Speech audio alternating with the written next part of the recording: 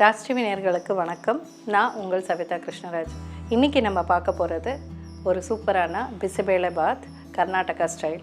அதுக்கு தேவையான பொருட்கள்: உருளைக்கிழங்கு, பீன்ஸ், கேரட், பட்டாணி, சவ், மஞ்சத்தூள், சின்ன வெங்காயம், தனியா, பட்டை, ஜீரகம், கடலைப்பருப்பு, தோரம்பருப்பு, கடுகு, வேர்க்கடலை, காஞ்ச மிளகாய், கருவேப்பிலை, கொத்தமல்லி, எலுமிச்சப்பழம் சாறு, எண்ணெய், சாதம் ஒரு பவுல், உப்பு தேவையான அளவு. இப்போ நம்ம எப்படி செய்கிறதுன்னு பார்க்கலாம். ஸோ இதுக்கு முதல்ல நம்ம பிசிபேளை பாத்ன்றது ஆக்சுவலி சாம்பார் சாதம் மாதிரி பண்ணுறாங்க. சாம்பார் சாதம் பண்ணிவிட்டு அதில் சாப்பாடு மிக்ஸ் பண்ணுறாங்க. அந்த மாதிரி கிடையாது. அதுக்கு தனியாக மசாலா முதல்ல ரெடி பண்ணிக்கணும். மசாலாவுக்கு இப்போ நம்ம சிலதெல்லாம் ஃப்ரை பண்ணணும். ஸோ நம்ம முதல்ல ஸ்டவ் ஆன் பண்ணிவிட்டு பேனில் போட்டு ஃப்ரை பண்ணிக்கலாம். நம்ம இதில் எண்ணெய் போடக்கூடாது. மசாலா ஃப்ரை பண்ணும்போது நம்ம எண்ணெய் தேவையில்லை. ஸோ முதல்ல இதில் என்ன போடணுன்னா நம்மளுக்கு தோரம்பருப்பு. ஸோ தோரம்பருப்பு ஜஸ்ட்டு ஒரு கை அளவுக்கு நம்ம போடணும். மசாலா எவ்வளோ வேணுமோ அவ்வளோ நம்ம போட்டுக்கலாம். அதே அளவுக்கு கடலைப்பருப்பு போட்டுக்கோங்க. ஹையில் வச்சுட்டு கொஞ்சம் வதக்கிக்கலாம். கொஞ்சம் அது வதங்கின அப்புறமா தனியா ஆட் பண்ணிக்கலாம். இதில் டிஃப்ரெண்ட்டே இந்த மசாலா தான். நம்ம சாம்பார் சாதத்துக்கு புளி எல்லாமே நம்ம போடுறோம். இதில் புளி எல்லாம் போட தேவையில்லை. இது ஆக்சுவலான கர்நாடகா ஸ்டைல் பிசிபேளை பாத் இது. ஸோ தனியாவும் அதே ஈக்குவலாக போட்டுக்கணும். அந்த பருப்புக்கு ஈக்குவலாக ஒரு தனியாக போட்டுன்னு இருக்கேன். இதை கூட பட்டை போடணும். ஸோ பட்டை ரொம்ப ஃபுல்லாக பெருசாக எடுத்துக்க வேண்டாம், நீங்கள் சின்னதாக எடுத்துக்கோங்க. ஸோ பார்த்திங்கன்னா இந்த அளவுக்கு இது போன ஒரு பீஸ் மட்டும் போடுங்க. ஒரு ஸ்பூன் அளவுக்கு ஜீரகம் போடுறோம். இப்போ சிம்மில் வச்சிடலாம். காஞ்ச மிளகாய் ஒரு 4-5-6 வேலையை வச்சுருக்காங்க. ஸோ இதை போட்டுக்கலாம். நல்ல ஸ்மெல் வர ஆரம்பிச்சிடுச்சு. நல்லா ஃப்ரை ஆகிடுச்சு தனியா. இதை ஆஃப் பண்ணிடுறேன். இப்போ நான் இதை கொஞ்ச நேரம் ஆறட்டும். இப்போ அடுத்தது நம்ம தாளிக்க ஆரம்பிச்சிடலாம். ஸோ ரைஸ் எல்லாமே ரெடியாக இருக்குது. ஸோ இப்போ ஸ்டவ் ஆன் பண்ணிவிட்டு ஒரு பேன் வச்சுக்கிறேன். ஸோ இதில் அகலமானது வச்சுக்கிட்டிங்கன்னா நீங்கள் கலர்றதுக்கு ஈஸியாக இருக்கும். அதனால தான் இப்போ இதில் ஒரு கப்பு எண்ணெய் போட்டுக்கலாம். எண்ணெய் ஹீட் ஆகட்டும். ஸோ இது நம்ம ஆல்ரெடி இந்த மாதிரி வேக வச்சுருக்கேன் நான். ஸோ இதில் எல்லாமே போட்டிருக்கேன் பாருங்கள். தோரம்பருப்பு, உருளைக்கிழங்கு, பீன்ஸு, கேரட்டு. ஸோ இன்னும் என்ன வெஜிடபிள்ஸ் நீங்கள் போட்டுக்கிறீங்களோ அதை போட்டுக்கலாம். ஆனால் இது ஆல்ரெடி ப்ரெஷர் குக்கர் பண்ணி தனியாக வச்சுக்கணும். இதை நம்ம இப்போ எண்ணெய் சூடாகிடுச்சு. நம்ம தாளிச்சிடலாம். கடுகு போட்டுக்கிறேன். இந்த கருவேப்பிலை எடுத்து போட்டுக்கோங்க. கருவேப்பிலை கொஞ்சம் போட்டுக்கலாம். இந்த வேர்க்கடலை நம்ம இதில் ஆட் பண்ணிக்கிறோம். வேர்க்கடலையும் போட்டாச்சு. அடுத்தது பிசிபேளை பாத்துக்கு எப்போவுமே சின்ன வெங்காயம் தான் போடணும். ஸோ இந்த சின்ன வெங்காயம் நீங்கள் க்ளீன் பண்ணி எடுத்து வச்சுக்கோங்க. ஸோ இது தாளிக்கும் போது போட்டுடுங்க. சின்ன வெங்காயம் நீங்கள் ஒரு பவுல் அவ்வளோக்கு எடுத்து வச்சுக்கலாம். நீங்கள் இன்னும் ஜாஸ்தியாக வேணும்னா நீங்கள் 2 பவுல் கூட போட்டுக்கலாம் இதில் சின்ன வெங்காயம். அடுத்தது இது பச்சை பட்டாணின்றதுனால நான் இதை இப்போ ஆட் பண்ணிக்கிறேன். இதை இப்போவே இந்த சூட்லேயே வெந்துடும்.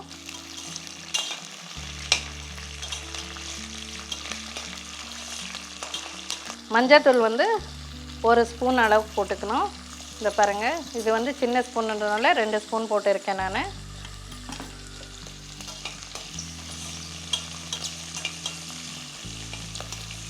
ஸோ இது பீன்ஸு, கேரட்டு, உருளைக்கிழங்கு, தோரம்பருப்பு, மஞ்சத்தூள் போட்டு ப்ரெஷர் குக்கரில் ஒரு 3 விசிலுக்கு வேக வச்சு எடுத்துக்கணும் நம்ம. ஸோ இதை வேக வச்சு எடுத்தப்புறம் தான் இப்போ தாளிச்சப்புறம் இதை எடுத்து நம்ம ஆட் பண்ண போகிறோம். இதில் பருப்பு மசையணும் எல்லாம் ஒன்றுமே கிடையாதுங்க. பருப்பு போடுறதுனால நம்ம ப்ரெஷர் குக்கரில் வச்சு வேக வச்சுக்கிறோம். ஸோ இந்த மாதிரி மிக்ஸ் பண்ணிட்டோம் நம்ம. இப்போ அடுத்தது தக்காளி நம்ம எடுத்துனோம். தக்காளி பேஸ்ட்டாக போட்டுக்கணும். நம்ம இந்த அளவுக்கு பார்த்திங்கன்னா ஒரு பவுலுக்கு ஒரு 4-5 தக்காளி எடுத்துக்கணும். ஸோ 4-5 தக்காளி எடுத்துகிட்டு பச்சையாகவே நம்ம பேஸ்ட் பண்ணிக்கணும். மிக்சியில் அடித்து பேஸ்ட் பண்ணிக்கணும். இந்த பேஸ்ட்டு தான் நம்ம இதில் சேர்க்க போகிறோம். இது பாயில் ஆகட்டும். 1 நிமிஷம் பாயில் ஆகட்டும். இது கொதி வர்றதுக்குள்ளே நம்ம மசாலா ஃப்ரை பண்ணி வச்சுருக்கோம் இல்லையா, அது பொடி பண்ணிக்கலாம் நம்ம. இந்த மசாலாவை வந்து நம்ம இதில் ட்ரான்ஸ்ஃபர் பண்ணிக்கலாம். ஸோ இந்த மசாலாவை வந்து இப்போ ஆறிடுச்சு. இதை நம்ம மிக்சியில் போட்டு அடிச்சுக்கலாம்.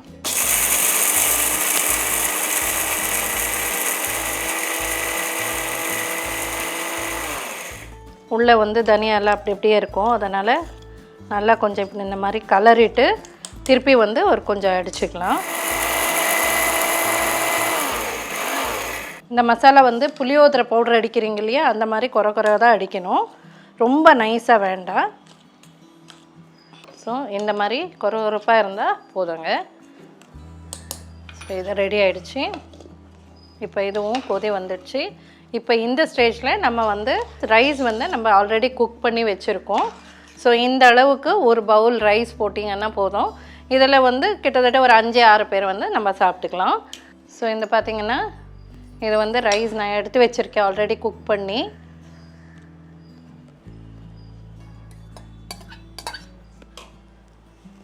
எப்போவுமே பருப்பு காய்கறி இதெல்லாமே வந்து ஜாஸ்தியாக இருக்கணும்.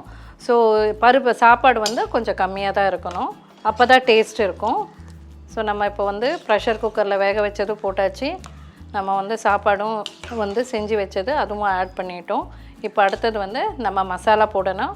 ஸோ மசாலா வந்துட்டு இதில் பார்த்திங்கன்னா 1 2 ஒரு 4 ஸ்பூன் போடுற இதுக்கு. இந்த மசாலா நீங்கள் எடுத்து வச்சுட்டு அடுத்த தடவை பண்ணும்போது கூட நீங்கள் யூஸ் பண்ணிக்கலாம். பெருங்காயம் கொஞ்சம் போடுறோம் டேஸ்ட்டுக்கு. சால்ட் வந்து இதுக்கு என்ன தேவையோ அந்த அளவுக்கு சால்ட்டு நான் போட்டுடுறேன். நம்ம அரைச்சி வச்ச மசாலா பொடி ஆட் பண்ணிட்டோம். சால்ட் ஆட் பண்ணியிருக்கேன். பெருங்காயம் தூள் கொஞ்சம் வந்து போட்டுக்கலாம் நீங்கள். இப்போ வந்து கொஞ்சம் சாம்பார் தூள் பொடி இருக்கும் இல்லையா வீட்டில், அந்த சாம்பார் பொடி கொஞ்சம் வந்து டேஸ்ட்டுக்கு போட்டுக்கலாம்.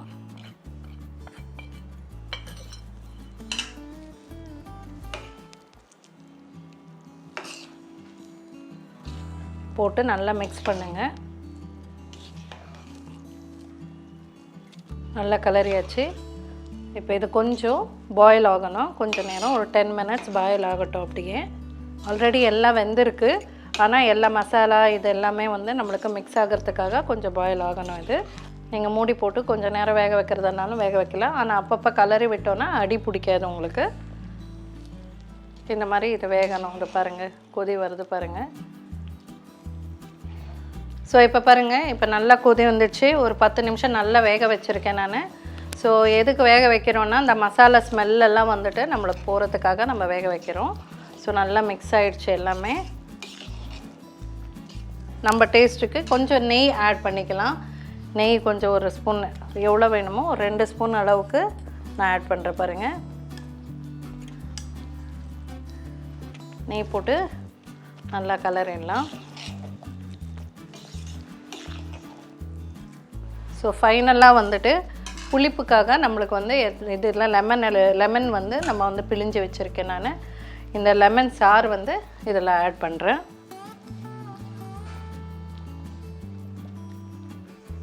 இது நல்லா மிக்ஸ் பண்ணுங்கள். நல்லா மிக்ஸ் ஆனால் நல்லா டேஸ்ட்டாக இருக்கும்.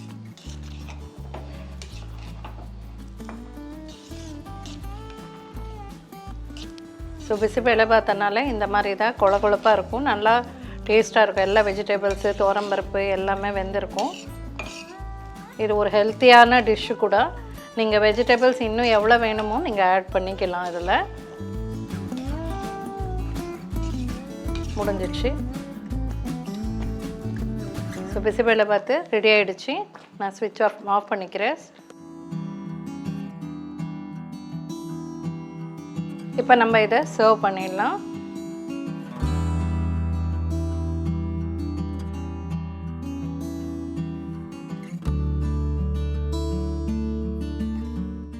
ஸோ இப்போ ஃபைனலாக வந்துட்டு நம்ம கொஞ்சம் கொத்தமல்லி தூவிருக்கேன்.